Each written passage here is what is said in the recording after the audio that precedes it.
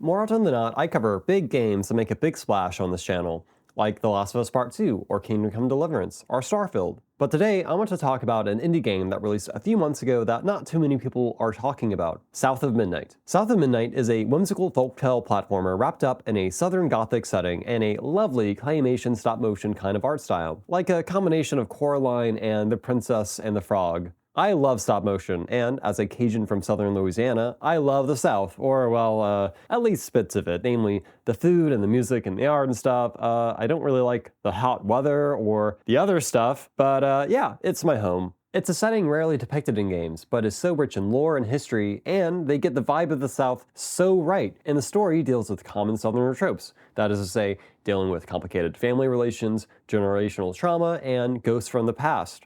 Now, the game ain't no masterpiece, but it's good. And because I want more people to play it, this will be mostly spoiler-free, as I'll just be showing footage from trailers, Chapter 1, Chapter 3, and Chapter 4. One of the best qualities about it is that it's short and focused, taking me about 12 hours to complete. In a gaming landscape where so many games have complicated systems and hundreds of hours of content, sometimes it's nice to just have a simple game that you could jump in and have a complete experience without a giant time commitment. Anyway, I'm the Rat Shepherd. Please like and subscribe, and all that jazz to support content like this. Now let's get to it. The premise of the story is this. You play as Hazel Flood, a senior high school track athlete whose mother is swept away in a hurricane, who, of course, wants to find her. Early in her journey, she discovers she is a weaver, a person who could deal with demonic entities known as haints, a term briefly mentioned in the movie Sinners.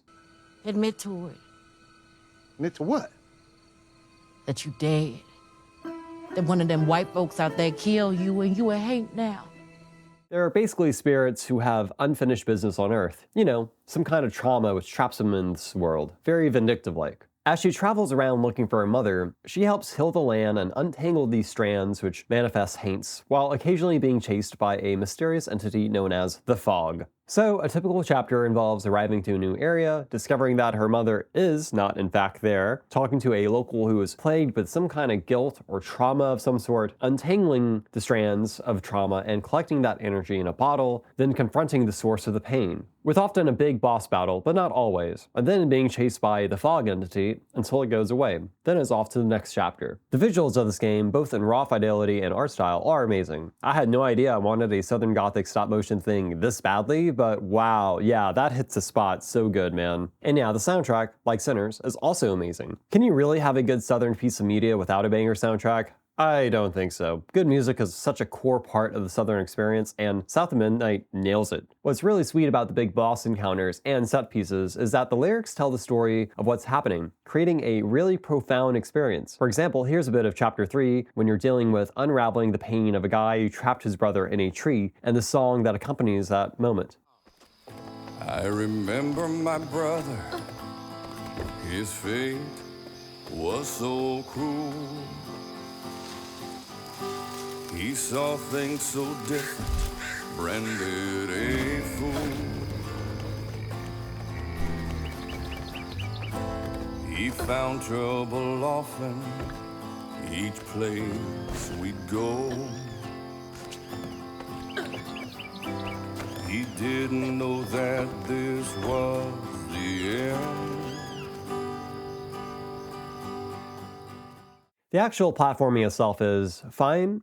It's linear and reminds me of a bygone era in gaming. The game introduces more tools to get around as you progress the main story, and a lot of it actually reminds me of the Jedi games, funnily enough, especially with the wall running. It's simple, but simple isn't necessarily bad here. It certainly creates a mood, and Hazel being a track runner is a perfect excuse for why she has the stamina to do all this running and climbing. The other thing you do in this game is fight haints, and unfortunately, this is the worst part of the game. It's not like bad, it's just repetitive and simplistic, harkening back again to games from a bygone era but in a less flattering way. Combat areas are clearly laid out, meaning you know a fight will begin long before it starts, and there's like 5 enemy types in the game. I love the fact that your weapons are all things a weaver would use, and of course, the designs of the haints are cool, but after struggling with the boring combat, I put the game on story mode and just try to get them done as fast as possible. As far as the story itself, without going into spoilers, it does what it does very well, with interesting characters, particularly the giant catfish who accompanies you throughout most of the game, and of course Hazel and her mother, who are tragically having a fight before she was swept away by the hurricane. Throughout the story, you get to know more about her through these fragments of the house that were left behind that unlock memories, and Hazel herself grows to be a more mature and understanding person. My only gripe is that I wish they were all fleshed out just a bit more. I don't want the game to be longer necessarily, but sometimes the information we get from these very interesting and well-defined characters is more sparse than I'd like, and the ending is also quite abrupt. I think a slightly longer epilogue would have done wonders. Lastly, I want to talk about the environments themselves, since for me, that was the biggest hook. And on this front, it is perfection. This is definitely a fantasy version of Mississippi. There's way too much topography here for it to be halfway realistic, but that's fine. I interpret it as a big melting pot of southern archetypes in general, from Louisiana bayous to Mississippi farmland to a section of the game that looks a lot like the mountains in South Carolina, and